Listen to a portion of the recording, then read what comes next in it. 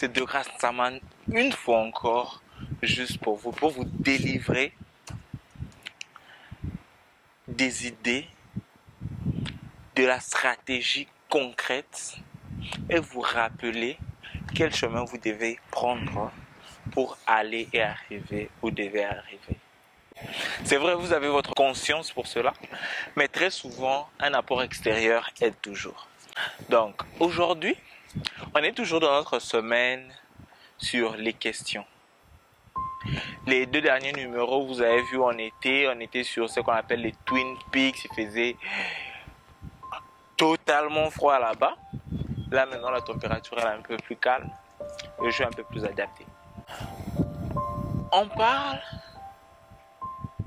des questions. Certaines personnes disent même que les questions qu'on se pose et qu'on pose aux autres sont plus importantes que les réponses qu'on reçoit.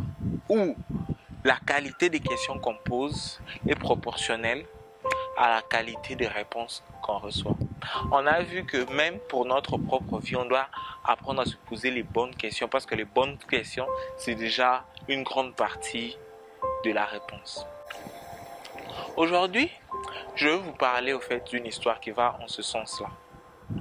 C'est pas une histoire que j'ai vécue directement, mais c'est une histoire qu'un de mes mentors m'a raconté une fois. Il m'a dit qu'il y avait un de ses amis qui s'appelait Michel, qui s'est retrouvé dans un accident où tout son corps était totalement brûlé. Son corps était totalement brûlé et à partir des hanches jusqu'aux pieds, il était totalement paralysé.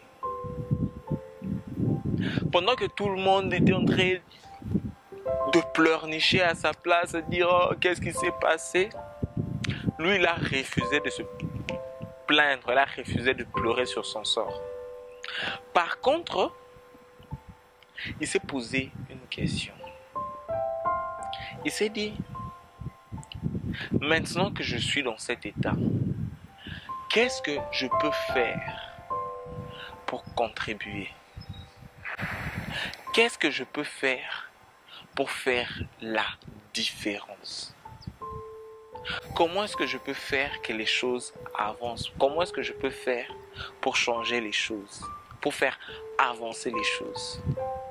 Qu'est-ce que je suis capable de faire dans cet état plus que même avant?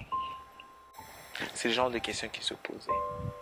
Et quelques temps plus tard, dans cet état-là, corps totalement brûlé, paralysé, une fois, il vit une infirmière qui venait le soigner. Et il paraît que juste avoir l'infirmière, c'était totalement le coup de foudre pour lui.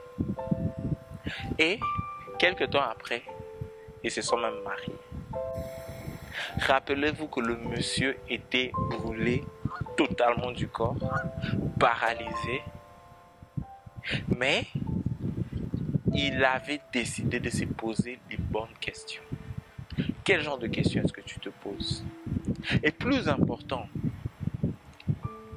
quel rêve pourrais-tu poursuivre si il était impossible pour toi d'échouer?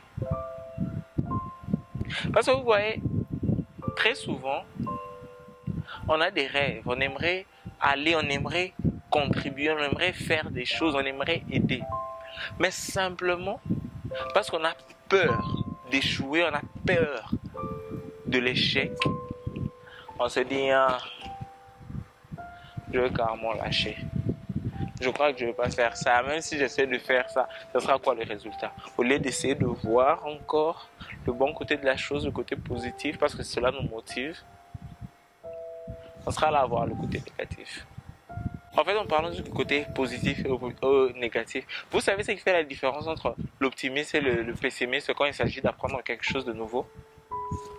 Même quand les deux n'apprennent pas assez, ils ne sont pas encore au point, l'optimiste se dit, j'ai déjà appris un tout petit peu, donc il faut que je fonce, ça va avancer. Pendant que le pessimiste se dit, ah, pendant tout ce temps, j'ai appris que ça, à quoi ça sert? Et il laisse tomber. Ou sa performance qui montait se met encore à descendre. Donc, une fois encore, je vous demande de vous poser les bonnes questions. Parce que votre vie, la qualité des réponses que vous recevrez en dépend. Posez-vous les bonnes questions. Posez-vous les bonnes questions, des questions qui peuvent vous aider à avancer, à aller de l'avant. Donc, j'espère que vous avez aimé le numéro, j'espère que vous êtes en train de passer à l'action, que vous êtes en train de oser, vous êtes en train d'aller vers vos rêves, que vous êtes en train de bâtir une vie inspirante, vous êtes en train de poser des actions, parce que vous, rappelez-vous encore, même les plus grandes montagnes sont faites de petites pierres. Passez à l'action et changez les choses.